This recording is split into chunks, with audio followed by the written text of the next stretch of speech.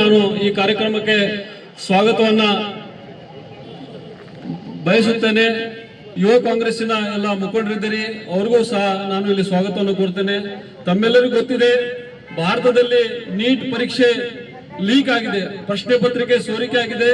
ಇದು ಮೊದಲನೇ ಸಲ ಅಲ್ಲ, ಕಳೆದ ಹಲವಾರು ವರ್ಷಗಳಿಂದ ಸ್ಪರ್ಧಾತ್ಮಕ ಪ್ರಶ್ನೆ ಪತ್ರಿಕೆಗಳು ಸೋರಿಕೆಯಾಗಿ ವಿದ್ಯಾರ್ಥಿಗಳು ನೊಂದು ಆತ್ಮಹತ್ಯೆಗಳನ್ನ ಮಾಡ್ಕೋತಾ ಇದ್ದಾರೆ.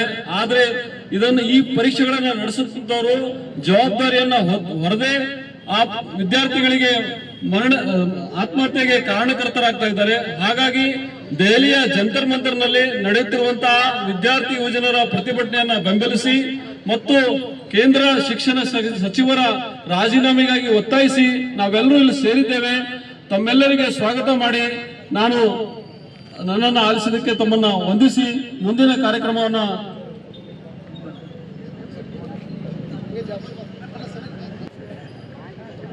ಎಲ್ರಿಗೂ ನಮಸ್ಕಾರ. ತಾವೆಲ್ಲ ಗಮನಿಸ್ತಾ ಇರುವ ಹಾಗೆ ದೆಹಲಿಯಲ್ಲಿ ಹಲವಾರು ದಿನಗಳಿಂದ ವಿದ್ಯಾರ್ಥಿಗಳು ಯುವ ಜನರು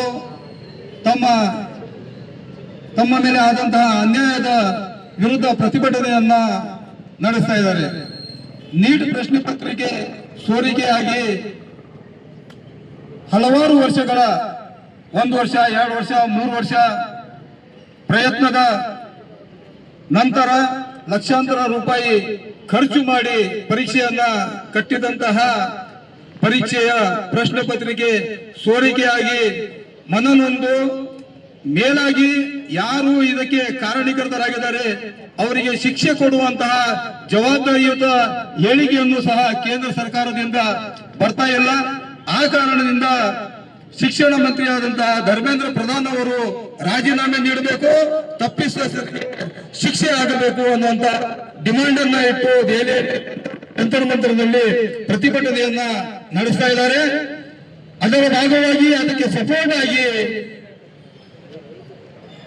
ದೇಶದಾದ್ಯಂತ ಎಲ್ಲ ಸಮಾನ ಮನಸ್ಕ ಸಂಘಟನೆಗಳು, ಯುವ ಜನರವಾದಂತಹ ಸಂಘಟನೆಗಳು ಇವತ್ತು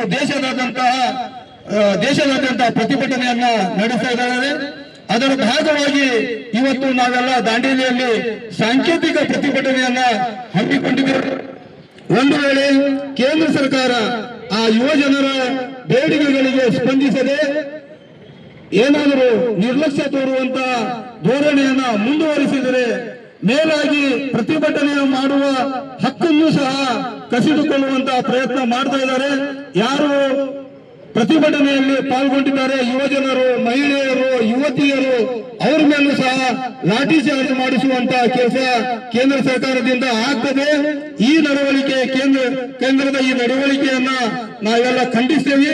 ಮುಂದಿನ ದಿನಗಳಲ್ಲಿಯೂ ಸಹ ಈ ರೀತಿಯ ಪ್ರಯತ್ನಕ್ಕೆ ಸರ್ಕಾರ ಕೈ ಹಾಕಿದರೆ, ಜನರ ಸಾರ್ವಜನಿಕರ ಬೇಡಿಕೆಗಳಿಗೆ ಸ್ಪಂದಿಸದೇ ಇದ್ದರೆ ಉಗ್ರ ಹೋರಾಟವನ್ನ ಮುಂದಿನ ದಿನಗಳಲ್ಲಿ ಕೈಗೊಳ್ಳುತ್ತೇವೆ ಅನ್ನುವಂತಹ ಈ ಸಾಂಕೇತಿಕ ಪ್ರತಿಭಟನೆಯಲ್ಲಿ ಇವತ್ತು ನಾವು ಸಿಪಿಐಎಂ ಪಕ್ಷ, ಸಿಐಟಿಯು, ಕಾಂಗ್ರೆಸ್, ಯೂತ್ ಕಾಂಗ್ರೆಸ್ ಮತ್ತು ಹಲವಾರು ಸಮಾನ ಮನಸ್ಕ ಸಂಘಟನೆಗಳು ಸಹ ಇಲ್ಲಿ ಸೇರಿದ್ದೀವಿ. ಇದೇ ರೀತಿ ದೊಡ್ಡ ಮಟ್ಟದಲ್ಲಿ ಸೇರಿ ಹೋರಾಟವನ್ನ ಮಾಡಿ ಸರ್ಕಾರಕ್ಕೆ ತಕ್ಕ ಉತ್ತರವನ್ನ ನೀಡಲಿಕ್ಕೆ ತಯಾರಾಗುತ್ತಿದ್ದೇವೆ ಅನ್ನುವಂತಹ ಸಂದೇಶವನ್ನ ನೀಡ್ತಾ ನನಗೆ ಆಲಿಸಿದಂತಹ ಮತ್ತು ತಾವೆಲ್ಲರೂ ಇಲ್ಲಿ ಸೇರಿದಂತವರಿಗೆ ಎಲ್ಲರಿಗೂ ವಂದಿಸಿ ನನ್ನ ಮಾತನ್ನ ಮುಗಿಸ್ತೇನೆ. ನಮಸ್ಕಾರ.